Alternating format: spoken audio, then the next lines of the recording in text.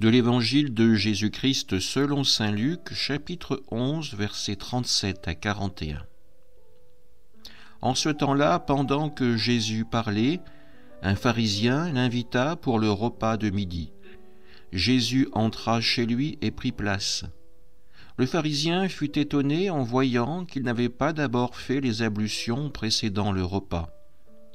Le Seigneur lui dit : « Bien sûr, vous les pharisiens, vous purifiez l'extérieur de la coupe et du plat, mais à l'intérieur de vous-même, vous êtes remplis de cupidité et de méchanceté.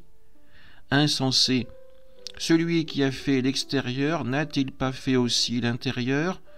Donnez plutôt en aumône ce que vous avez, et alors tout sera pur pour vous. » Acclamons la parole de Dieu.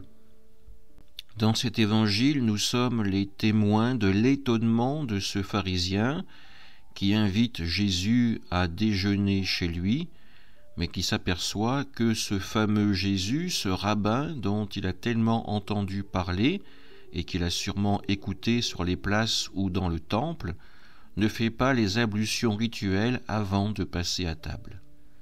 Pour ce pharisien, c'est inconcevable d'agir ainsi. Pour Jésus, ce qui est inconcevable, c'est de se donner une image de pureté, de propreté spirituelle, pourrait-on dire, avant de se tourner véritablement vers ce qui encombre le cœur et l'âme de la personne.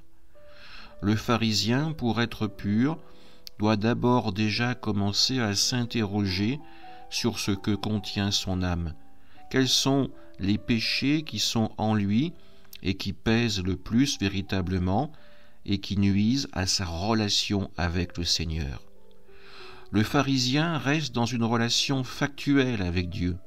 Il respecte des normes pour être dans les clous, pour être dans le cadre de la loi. Sa vision de Dieu est légale. La vision de Jésus, elle, est filiale. Il ne respecte pas des règlements, il aime son Père de tout son cœur, de toute son âme, de tout son esprit, de toute sa force. Et c'est cet amour que Jésus veut nous communiquer. Amen.